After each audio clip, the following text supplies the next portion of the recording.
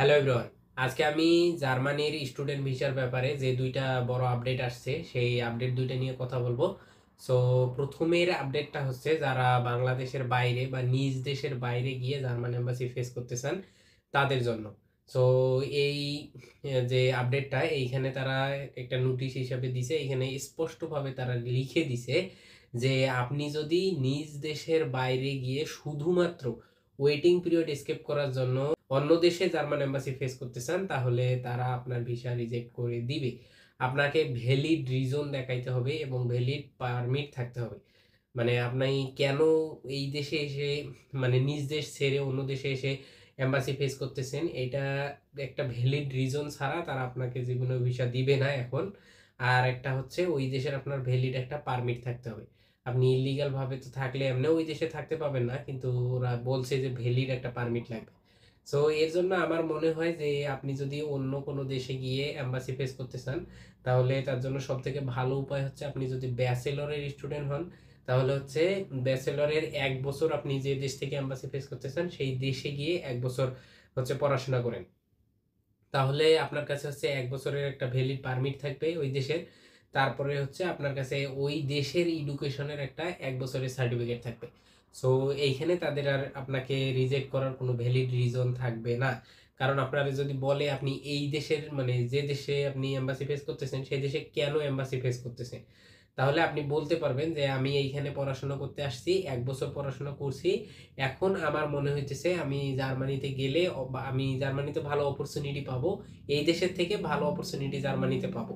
So এরকম ভাবে তাদেরকে যদি আপনি বুঝায় বলতে পারেন তাহলে আমার মনে হয় না তারা আপনার ভিসা রিজেক্ট করে দিতে পারবে।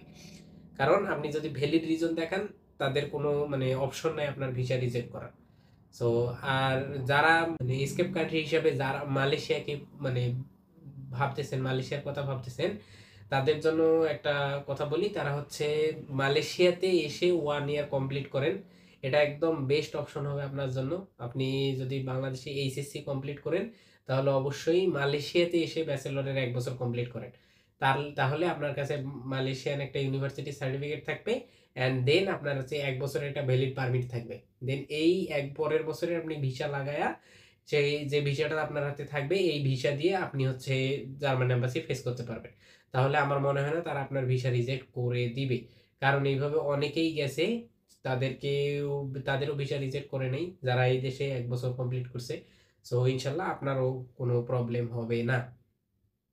অ্যান্ড সেকেন্ড যে আপডেটটা সেটা হচ্ছে মানে জার্মান এম্বাসি ঢাকা থেকে, ঢাকার যে ফেসবুক পেজ আছে সেখানে তারা আপডেট দিছে যে জুলাইয়ের 1 তারিখের পর থেকে কারো যদি ভিসা রিজেক্ট হয় তাহলে হচ্ছে আপনাকে আর আপিল করতে দেওয়া হবে না।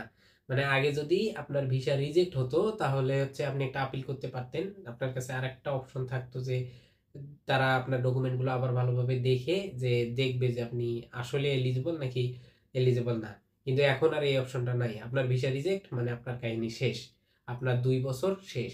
আপনি যদি আবার অ্যাপ্লাই করেন তাহলে হচ্ছে আপনি রিজেক্ট হওয়ার পর নতুনভাবে অ্যাপ্লাই করতে পারবেন, কিন্তু হচ্ছে রিজেক্ট হওয়ার পর আপিল করতে পারবেন না। আপিল করা মানে কিন্তু আপনার মানে যে অ্যাপ্লিকেশন আছে ওই অ্যাপ্লিকেশনের মধ্যেই আপনি হচ্ছে নতুনভাবে তাদেরকে দেখার জন্য বলতেছেন যে আমার অ্যাপ্লিকেশনটা আরেকটু ভালোভাবে দেখেন, আমি হয়তো রিজেক্ট হওয়ার যোগ্য না, আমি হয়তো ভিসা পাওয়ার যোগ্য। কিন্তু এখন 1 তারিখের পর যদি তারা আপনার ভিসা রিজেক্ট করে দেয় তার মানে আপনি শেষ, আপনার কোনো কথা তারা শুনবে না, আপনার রিজেক্ট মানে আপনি রিজেক্ট। এখন আপনি যদি আপনি আবার নতুনভাবে অ্যাপ্লাই করতে পারবেন, নতুনভাবে অ্যাপ্লাই করে আবার যে ওয়েটিং পিরিয়ড আছে 2 বছর সেটা পার করে এসে আবার নতুনভাবে ইন্টারভিউ দিতে পারবেন। এখন আবার যদি তারা আপনার রিজেক্ট করে দেয় তাহলে হচ্ছে আবার আপনাকে ওই ওয়েটিং পিরিয়ডটা পার করে করে তারপরে হচ্ছে আবার এসে ইন্টারভিউ দিতে হবে। সো যারা জার্মানি যাওয়ার কথা, আসলেই যারা জার্মানি যাওয়ার কথা ভাবতেছেন তাদের একটু চিন্তা করার দরকার যে আমি যে 2 বছর ওয়েটিং পিরিয়ডটা অপেক্ষা করে তারপরে হচ্ছে জার্মান এম্বাসির ইন্টারভিউ ফেস করব, এখানে যদি আমার ভিসা রিজেক্ট করে দেয় তাহলে হচ্ছে আমার কি হবে? তাহলে হচ্ছে আপনার সামনের 2 বছর কিন্তু শেষ, মানে আপনি যে 2 বছর ওয়েটিং পিরিয়ড ওয়েট করছেন এটা কিন্তু শেষ। অ্যান্ড সেক্ষেত্রে আপনারা হয় অন্য দেশ কনসিডার করতে পারেন যে আপনি জার্মানি যাবেন না, হয়তো অন্য ইউরোপের অন্য কোনো কান্ট্রি যাবেন। দেন ওই কান্ট্রি থেকে হচ্ছে ব্যাচেলরে গেলে ব্যাচেলর কমপ্লিট করে মাস্টার্সে ওই কান্ট্রি থেকে জার্মানি চলে গেলেন। আর না হলে আপনি যদি ব্যাচেলর স্টুডেন্ট হন তাহলে অন্য কোনো দেশে এসকেপ কান্ট্রি হিসেবে ব্যবহার করে আপনি 1 বছর ওই দেশে পড়াশোনা করলেন অ্যান্ড দেন হচ্ছে বাকি যে আপনার অ্যাপ্লিকেশন সেটা ওই দেশ থেকে করলেন, মানে যে দেশে আপনি পড়াশোনা করতেছেন সেই দেশ থেকে। এটা একটা অপশন হতে পারে। আর যদি আপনি আসলেই চান যে আমি বাংলাদেশ থেকেই করব, তাহলে ব্যাপারটা আপনার। এখন এই রুল কি শুধু বাংলাদেশের জন্য নাকি যে এই যে আপিল করা যাবে না? আমার মনে হয় এটা শুধু বাংলাদেশের জন্য, এন্ড পরে এটা হয়তো সবার ক্ষেত্রে অ্যাপ্লাই হবে। অ্যান্ড আমাদের পার্শ্ববর্তী দেশ ইন্ডিয়া থেকেও কিন্তু ইন্ডিয়ার কিন্তু এরকম, ইন্ডিয়ার যে জার্মান এম্বাসি আছে তাদের ফেসবুক পেজে কিন্তু এরকম কিছু তারা পোস্ট করে নাই। সো ইন্ডিয়া, আমি ইন্ডিয়ার কথাটা বলি, ইন্ডিয়ার পাসপোর্ট কিন্তু বাংলাদেশের পাসপোর্টের থেকে অনেক বেশি শক্তিশালী। সো আমার মনে হয় যে এখানে ব্যাপারটা মোটামুটি পাসপোর্টের শক্তিশালীর। আর জার্মানির ভারত থেকে কিছু বছর আগেও স্টুডেন্ট মানে ভিসার ইয়া ছিল, মানে সংখ্যা ছিল মোটামুটি 20,000-এর মতো, বছরে তারা 20,000 ভিসা দিত। এখন সেটা বাড়ায়া তারা করছে হচ্ছে 80,000। তার মানে জার্মানির কিন্তু লোক লাগতেছে, কিন্তু তারা হচ্ছে বাংলাদেশ থেকে লোক নিবে না। তাদের লোক লাগবে কিন্তু তারা বাংলাদেশি নিবে না, এরকম একটা ভাব। সো আপনারা বুঝতেই পারতেছেন। তো সেই ক্ষেত্রে আপনারা এই যে দুইটা আপডেট আসছে এই দুইটা আপডেটের ক্ষেত্রে কাউন্টার হিসাবে আপনারা হচ্ছে এসকেপ কান্ট্রি হিসেবে যারা ব্যবহার করবেন তারা মাস্ট ওই যে দেশেকে এসকেপ কান্ট্রি হিসেবে ব্যবহার করবেন ওই দেশের হচ্ছে যে কোনো একটা এডুকেশন সার্টিফিকেট আপনার কাছে থাকতে হবে মাস্ট, না হলে আপনার ভিসা রিজেক্ট খাবেন, এটা 100% শিওর। আর হচ্ছে যারা বাংলাদেশ থেকে অ্যাপ্লাই করবেন তারা একটু ভেবে চিন্তে অ্যাপ্লাই করবেন, একটু ভালোভাবে সব ডকুমেন্ট ঠিক করে নেবেন।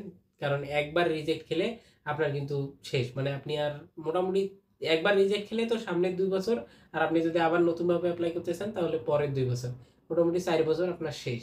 সো একটু ভেবে চিন্তে অ্যাপ্লাই করবেন। আর আমি লিগ্যাল যে নোটিশ দুইটা সে দুইটা আমি আপনার কমেন্ট বক্সে দিয়ে দেবো। সো আপনারা চাইলে সেখানে দেখে নিতে পারেন। সো দ্যাটস ইট, এটাই ছিল আজকের ভিডিও। Thank you.